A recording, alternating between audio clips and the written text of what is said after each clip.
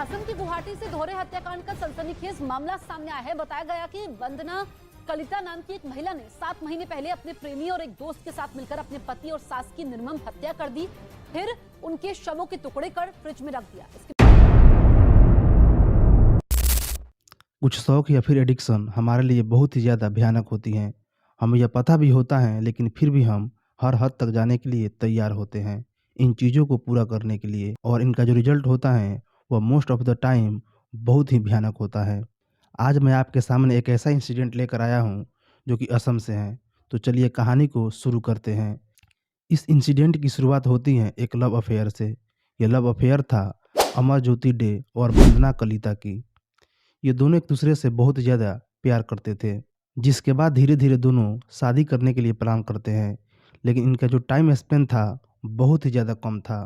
मतलब इनका रिलेशनशिप में आना और उसके बाद शादी का डिसीजन लेना। लेकिन खैर दोनों ये डिसीजन लेते हैं और अपने अपने घरों पर बात करते हैं। लेकिन जो अमर ज्योति की माँ थी शंकरी, वह इस शादी से ज़्यादा खुश नहीं थी। लेकिन थक हार के बच्चों की मर्जी के आगे उनको झुकना पड़ा और फिर वह इस शादी के लिए मान जाती हैं। यह जो शंकरी डे थी यह बहुत ही ज़्यादा अमीर थी। मतलब इनके गुवाहाटी में 4 अपने ही बंगले थे, जिसमें से एक पे यह खुद रह रही थी और बाकी के तीनों फ्लैट्स इन्होंने रेंट पर दिए रखे थे, जिसका अच्छा खासा रेंट इनको आता था। खैर अब प्लान के मुताबिक दोनों की शादी हो जाती है। सब कुछ काफ़ी हद तक नॉर्मल जा रहा था। जो अमर ज्योति था वह एक प्राइवेट कंपनी में जॉब करता था और वहीं उसकी माँ को काफ़ी रेंट आता था, जो भी उनका अपार्टमेंट किराए पे था। धीरे धीरे लाइफ बढ़िया जा रही थी और वहीं जो वंदना थी वह धीरे धीरे अपनी सास का मन जीत रही थी।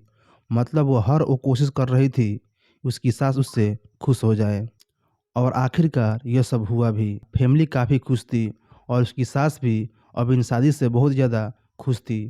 तो क्योंकि अमर ज्योति जॉब पे चला जाता था और वंदना घर पे मोस्ट ऑफ द टाइम अकेली ही होती थी, तो उसकी सास ने उसको बोला कि उसे भी कुछ काम कर लेना चाहिए और जो भी उसके लिए पैसा चाहिए, जो भी उसके लिए फाइनेंस करना हो, वह उसकी सास शंकरी डे कर देगी। इसके लिए वंदना के दिमाग में एक ही ख्याल आता है, एक जिम ट्रेनर बनने की। क्योंकि वंदना शादी से पहले भी एक प्राइवेट स्कूल में पीटी टीचर की काम करती थी। वंदना अपनी इसी शौक को आगे भी कंटिन्यू करना चाहती थी, इसलिए उसने जिम ट्रेनर बनने के लिए ट्रेनिंग लेना शुरू कर दिया, जिसका सारा खर्च उसकी सास ने उठाया। जिसके बाद उसके सास ने उसको एक जिम भी खोल कर दिया, जहाँ पे वह खुद ही एक जिम ट्रेनर भी थी और सब कुछ नॉर्मल चल रहा था। लेकिन अचानक से कुछ चीज़ें थोड़ा बदलना शुरू हो जाता है, क्योंकि जो वंदना की सास शंकरी थी वो वंदना को जो कुछ भी फाइनेंशियल सपोर्ट करती थी वो एकदम से बंद कर देती हैं और फिर वह अपने दूसरे घर पे चली जाती हैं। पहले जिस घर में ये सब इकट्ठे रहते थे वह घर गुवाहाटी के नुनमती में था, और इसके बाद वहीं जो वंदना के सास थी शंकरी, वो अपने बेटे के साथ वंदना से 5 किलोमीटर दूर जू रोड तेनाली वाले घर पे जाकर रहने लगती हैं।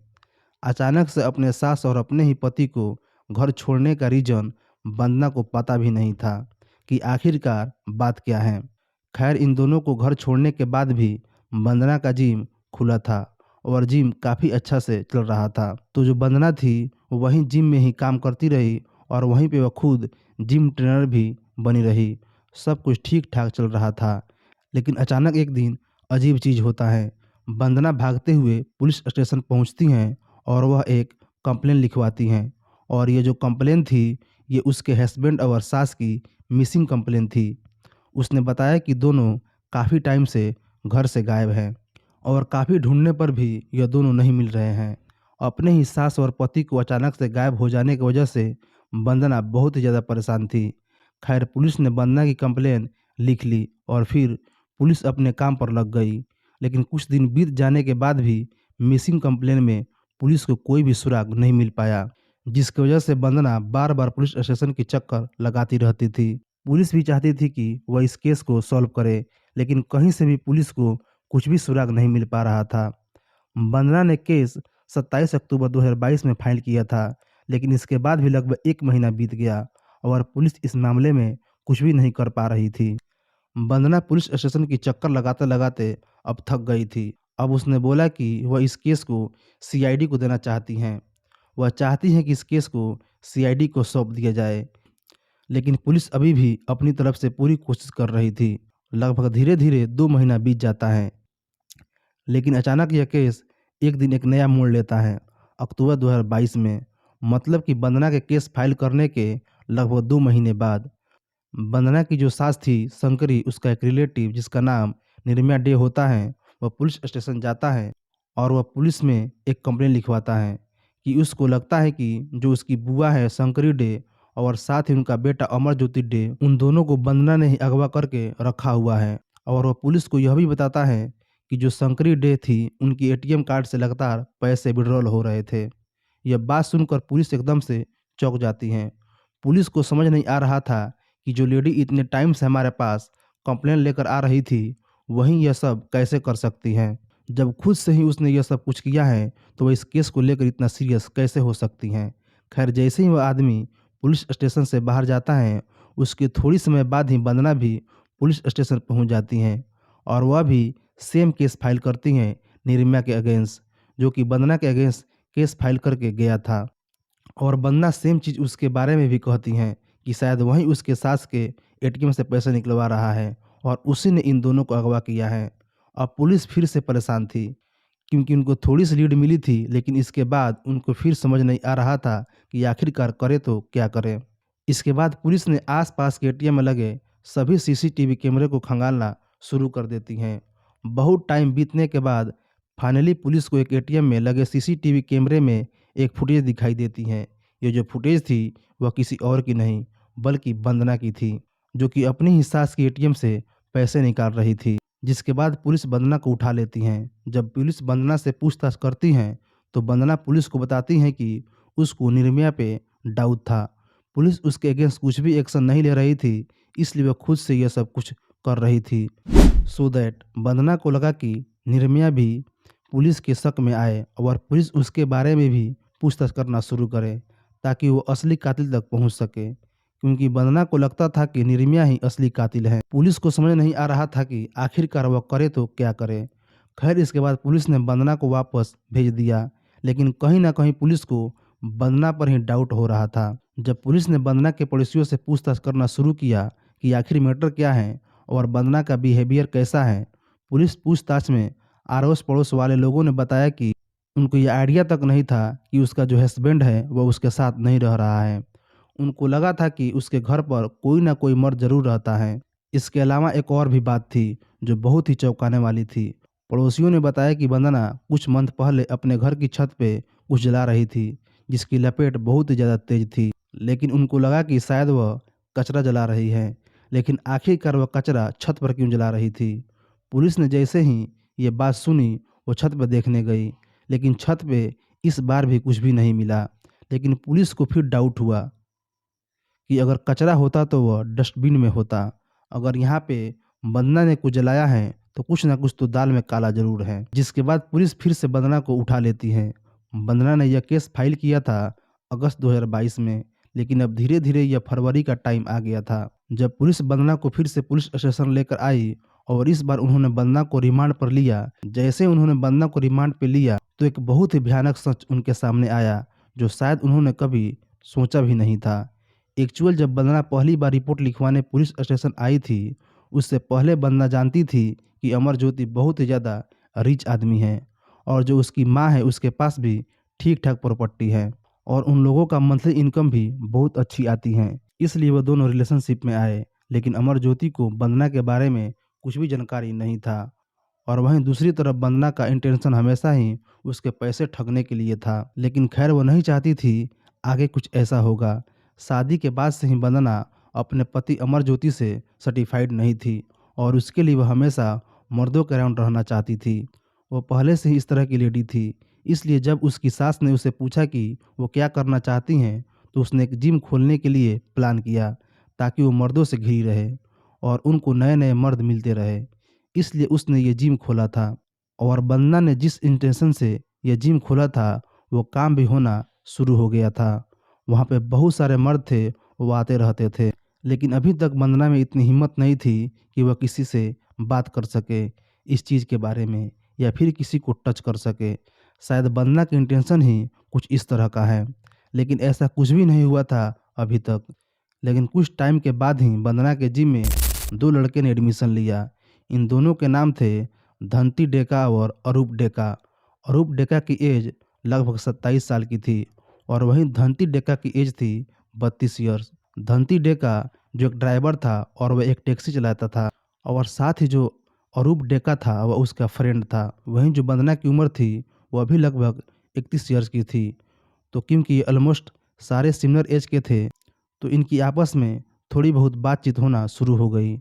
और साथ ही वंदना को भी ये लगता था कि जिस तरह से ये दोनों वंदना को देखते हैं वह बिल्कुल भी नॉर्मल नहीं है। वंदना जो चाहती थी शायद इन दोनों को इंटेंशन भी कुछ वही थे। और एक दिन मौका देख के वंदना ने उन दोनों को अपने घर पर इनवाइट कर लिया जब उसका पति घर पे नहीं था। जैसे ही वह दोनों घर पे गए, वैसे उन दोनों के इंटेंशन भी कुछ यही थे। और वहीं वंदना ने भी अपने घर पे थोड़ी उसी तरह के कपड़े पहने थे ताकि वो वंदना को देखकर थोड़ा सा एक्साइटेड हो। और वैसे ही वहाँ पे हुआ। धीरे धीरे वो मूवमेंट बना और ये तीनों एक साथ इंटीमेट हुए, जिसके बाद ये चीज़ें बहुत ही फ्रिक्वेंटली, मतलब उनके लिए एक तरह से काफ़ी नॉर्मल हो गया था। और शायद इसलिए पड़ोसियों को डाउट भी नहीं हुआ कि अमरज्योति घर पे नहीं है, क्योंकि उसे घर से मर्दों का आना जाना, मर्दों की आवाज़ें आना नॉर्मल आती रहती थी, जिसकी वजह से पड़ोसियों को लगता था कि शायद अमरज्योति भी घर पे ही हैं। लेकिन किसी ने भी नहीं सोचा था कि असल में वहाँ पे हो क्या रहा है। अब क्योंकि जो वंदना थी वह इस मैटर में खुल चुकी थी, तो धीरे धीरे काफ़ी सारे लोग थे जो उस जिम में आते थे और वंदना मोस्टली हर इंसान को ट्राई करती थी। जिनके भी इंटेंशन वंदना के इंटेंशन से मैच करता था, तो वह उस इंसान को अपने घर पे इनवाइट करती थी और उनके साथ भी वैसे ही इंटीमेट होती थी। यह सब वंदना को बहुत ही नॉर्मल लग रहा था।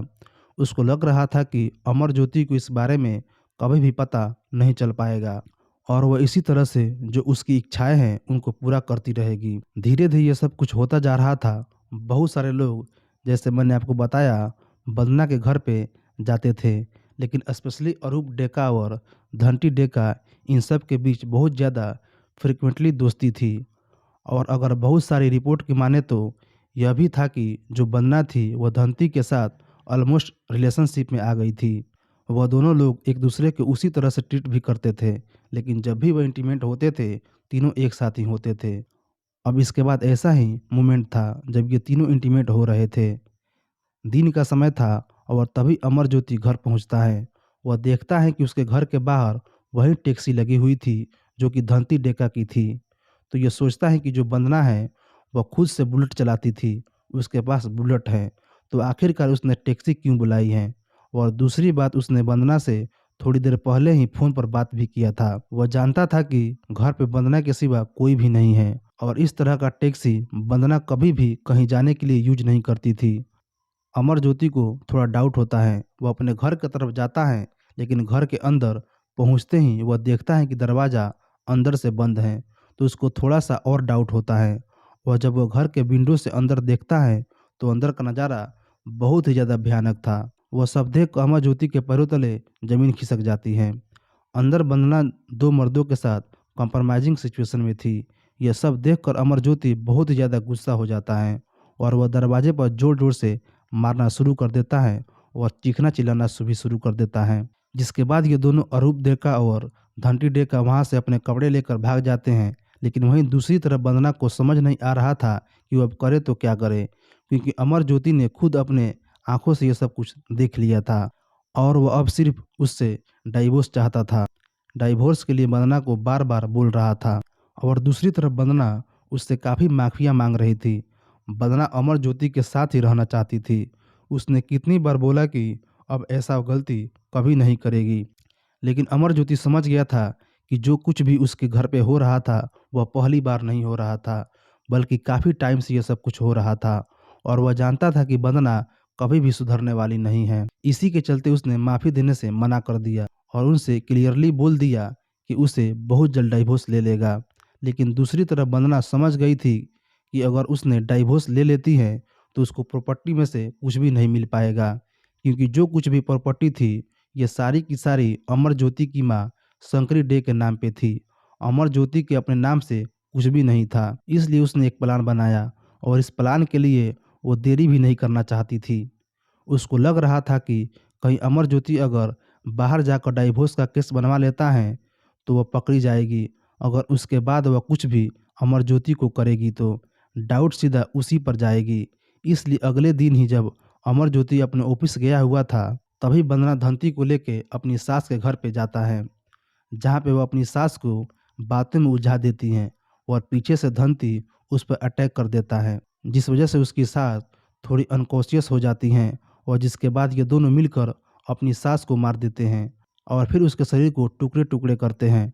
टुकड़े करने के बाद बॉडी को 3 पॉलीथीन बैग में भरते हैं और इन तीनों बैग्स को वह एक फ्रिज में रख देते हैं जो कि उसकी सास के ही घर में था।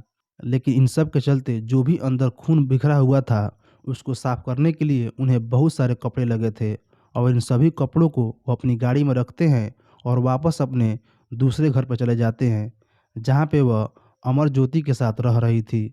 अब वह दोनों अमरज्योति का वेट करने लगते हैं। जैसे ही अमरज्योति अपने घर आता है तो ड्रिंक में उसको कुछ मिलाकर दे देती हैं। ड्रिंक को पीते ही अमरज्योति अनकॉन्शियस हो जाता है, जिसके बाद वो अमरज्योति को भी मौत के घाट उतार देते हैं। फिर उसके भी बॉडी को टुकड़े टुकड़े करके उसे भी 3 पॉलीथीन बैग में भरकर फ्रिज में रख देते हैं। इसके बाद साफ सफाई करने के बाद जो भी कपड़े थे उनको ले जाकर वंदना ने अपनी छत पे जला देती हैं, जो कि पड़ोसियों ने उसको जलाते हुए देखा था। लेकिन इसके बाद भी ये दोनों जो बॉडी थी यह काफ़ी दिनों तक फ्रिज में ही रही, जिसके बाद 27 जुलाई को वंदना धंती के साथ लेकर जाती हैं और रात को लगभग 3 बजे के अराउंड वह अपनी सास शंकरी के शरीर के टुकड़े को चेरापूंजी के एक गांव है जिसका नाम सेहरा था, वह वहां पर जाकर फेंक देती हैं और फिर वापस अपने घर आ जाती हैं। इसके बाद वो नॉर्मल ही रहती हैं। लगभग कुछ दिन बीत जाने के बाद 20 से 22 दिन के बाद यानी कि लगभग 19 अगस्त को वो अमरज्योति के भी शरीर के टुकड़े को फ्रिज से निकालती हैं और उन टुकड़ों को वह मेघालय के जंगलों में ले जाकर फेंक देती हैं। जिसके बाद उनको लग रहा था कि शायद सब कुछ नॉर्मल रहेगा, लेकिन असल में पुलिस जब ढूंढने पे आती है तो कातिल चाहे कितना भी शातिर क्यों न हो पुलिस उसको पकड़ ही लेती है। लेकिन ज़माना आजकल का कितना ज़्यादा क्रूर हो गया है। जैसे ही वंदना ने धनवती और अरूप के साथ मिल के अमरज्योति के साथ सब कुछ किया था, उसके बाद उसी रात को वह सेम घर में इंटीमेट हुए थे। पुलिस वंदना को लेके उन्हीं स्पॉट पे जाती है जहाँ पे उन्होंने बॉडी के टुकड़े को फेंका हुआ था। खैर जब सास वाली साइड पे जाती हैं तो वहाँ पे उनको सास के शरीर के कुछ टुकड़े मिलते हैं, लेकिन उनका सर कहीं पर भी नहीं मिलता है। दूसरी तरफ जब वह अमरज्योति के शरीर के टुकड़े को ढूंढने जाते हैं तो अमरज्योति का कोई भी टुकड़ा उनको नहीं मिलता है। लेकिन इन सारी क्राइम करने के बाद भी वंदना को कोई भी अफसोस नहीं था। जब पुलिस उसको पकड़कर लेके जा रही थी तो पुलिस के वैन में वंदना हंसते हुए जा रही थी, जैसे उसने कुछ किया ही नहीं हो या फिर जो उसने किया है उसका उसको कुछ भी अफसोस ना हो, या फिर यह कहे कि वो जानती थी कि वो थोड़ी टाइम में बाहर आने वाली हैं। और वैसे ही थोड़े ही टाइम बाद हुआ भी यही, तीनों के तीनों बेल पर बाहर भी आ गए। खैर जब वंदना के डैड से इस चीज़ के बारे में पूछा गया तो उन्होंने बताया कि अगर उनकी बेटी सच में कातिल हैं तो उसको गोली मार देना चाहिए और साथ ही उनको भी वंदना ने अंधेरे में रखा हुआ था। उनको वंदना ने यह तक नहीं बताया कि उसके जो हस्बैंड और सास हैं वह मिसिंग हैं और साथ ही उसने यह भी नहीं बताया था कि वह पुलिस में कंप्लेन भी कर चुकी हैं। इसके लिए वह जब भी उससे पूछते थे उसके हस्बैंड और सास के बारे में वो हमेशा यही बोलती थी कि सब ठीक है, सब अच्छे से है। जैसा मैंने आपको बताया, लोग अपने शौक या फिर इंटेंशन को पूरा करने के लिए किसी भी हद तक चले जाते हैं, चाहे वह जानते हो कि उनके रिजल्ट किस तरह के मिलने वाली है, जैसा इस केस में था। आप अपना ध्यान रखेंगे और इस तरह की चीज़ों में इन्वॉल्व होने से बचेंगे। मिलते हैं एक नए वीडियो में एक नई कहानी के साथ, तब तक के लिए धन्यवाद। अगर इस वीडियो में आप नए हैं तो वीडियो को लाइक करके हमारे चैनल को सब्सक्राइब कर दें।